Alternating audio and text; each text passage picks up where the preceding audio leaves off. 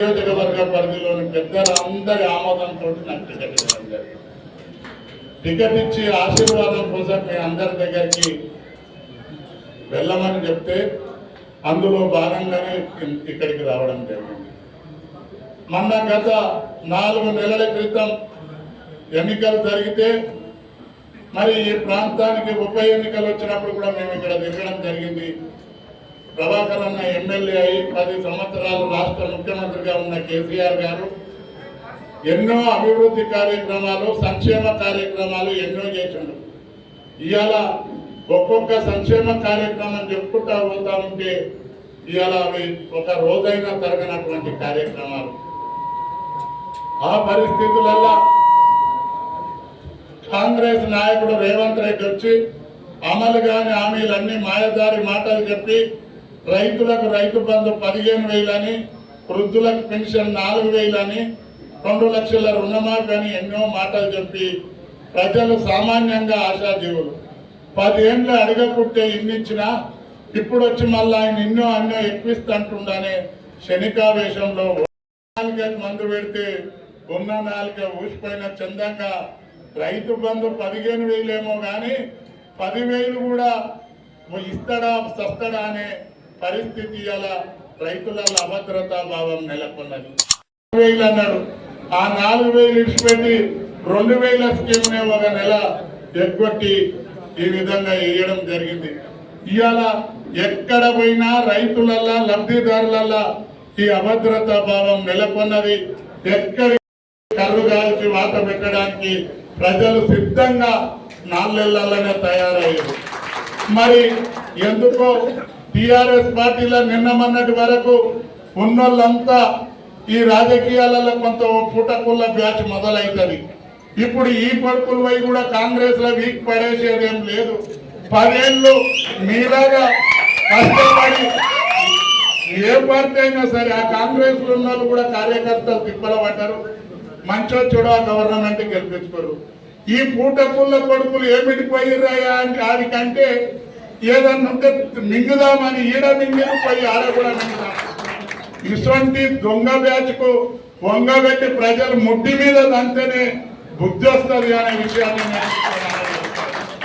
నేను కాంగ్రెస్ పార్టీలో కూడా 34 ఏళ్ళు పనిచేసిన. ఇక నేను గోత్రం నింపదలుచుకుంటే నాకు ఒక్క తుంగతుర్తి దామోదర్ రెడ్డి తప్పితే ఈ కొడుకులంతా నా కళ్ళ ముంగట వచ్చిన ఈ మంత్రుల కార్యక్రమం. నేను ఇయ్యాల కాదు, నారాయణరావు అన్న గుర్తు, ఆయన ఆల్ ఇండియా యూత్ కాంగ్రెస్ కు సెక్రటరీ ఉండే. మమతా బెనర్జీ ఆయనతో పనిచేసిన ఆమె. ఇవాళ ఈ కొడుకులు ఆ పార్టీ ఈ పార్టీ మారుకుంటా నోటికి వచ్చిన మాటలు చెప్పుకుంటా అబద్ధాలు చెప్తా ప్రజలను నమ్మిస్తాము. ఎవడన్నా నమ్మితే ఇంటారా? అన్నకు మంత్రి ఉండగా తమ్మునికి ఇస్తారా చెప్పండి? అన్నకు మంత్రి ఉండగా తమ్మునికి ఇస్తే రేవంత్ రెడ్డి లాగు బట్ట పేకుల్లాగా చెప్తారు. ప్రజాస్వామ్యం ఎవడు కోడు. ఇప్పుడు రాజగోపాల్ రెడ్డి గారు పోయి ఏం చెప్తారు? నాకు మంత్రి వస్తే దీన్ని గెలిపిరు అంటాడు. ఒక తాను పోయి ఏమంటాడు? ఈయన గెలిచేటానికి లేదు, నా భార్యకి ఇస్తుంటే గెలుస్తుండే అంటారు. మరి ఈ పూటకుళ్ళ కొడుకులు కొంతమంది అనంగానే సంఖ్యలు గుద్దుకుంటారు. కనీసం కొంతమంది అయితే భార్యతో కాపురం చేయడానికి కూడా రాజగోపాల్ రెడ్డి పర్మిషన్ అడిగే పరిస్థితి ఉంది. అసొంటి సౌటాలు ఉంటేనే ఇసొంటోళ్ళది నడుస్తుంది. సోదరులారా, నేను ఆల్రెడీ కాదు, ఈ పొయ్యే అవలగాళ్ళ తప్పు తప్పితే మీరు ఎవరు అధైర్యపడవద్దు. ఇప్పుడు మనం విత్తనాలు అలకడానికి ఒడ్డు నానబోస్తాం. నానబోయంగానే తాళంతా మీదికి పోతుంది, గడ్డి గింజలు అన్నీ అడుక్కుంటాయి. ఆ గడ్డి గింజలు మీరు ఈ తాళ పరుపులు అంతా పోయిరు. మీరు ఏం బాధపడకురి.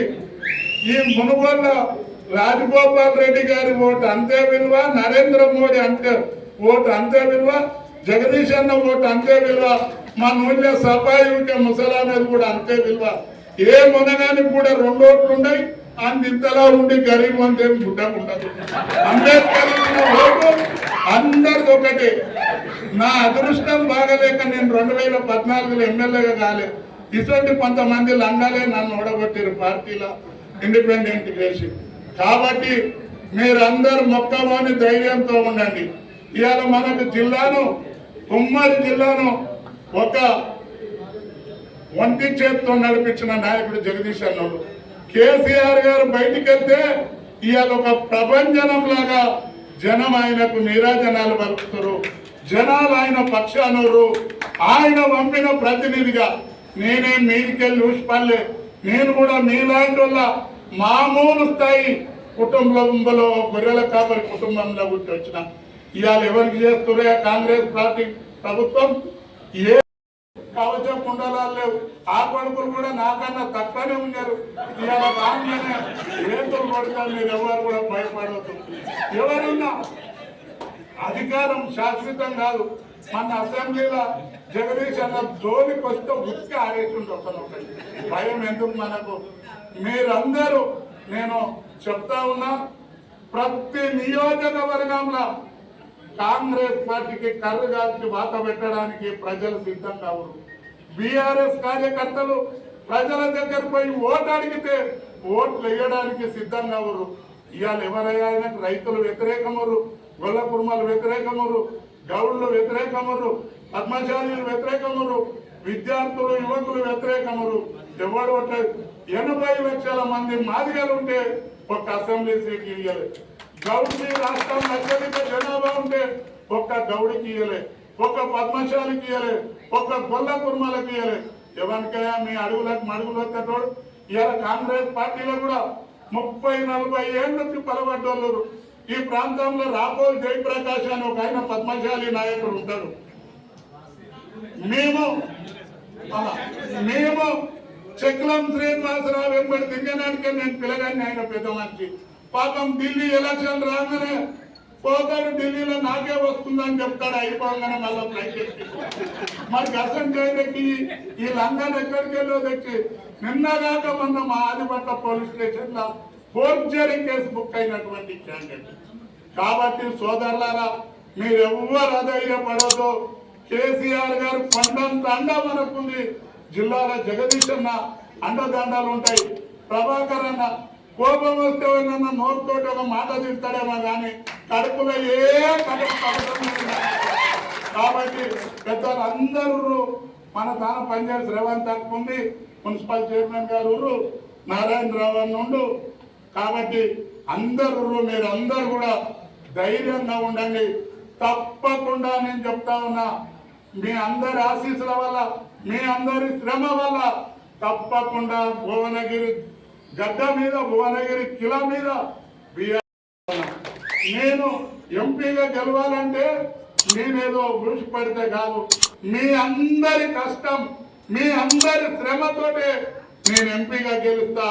నేను గెలిచిన ఆ ఎంపీ పదవి బీఆర్ఎస్ పార్టీ కార్యకర్తలు, ఈ ప్రాంత ప్రజలకే అంకితం. కానీ నేను ఇంకేదో షోకులు చేసో ఇంకేదో సంపాదించుకోవడానికో నా బుద్ధి కానీ నా ఆలోచన కానీ అటువంటిది కాదు అనే విషయాన్ని మీతో మనవి చేస్తూ, కాలాతీతమైంది మిమ్మల్ని అందరూ ఇబ్బంది పెట్టినందుకు క్షమించాల్సిందిగా కోరుకుంటూ సెలవు తీసుకుంటున్నాను.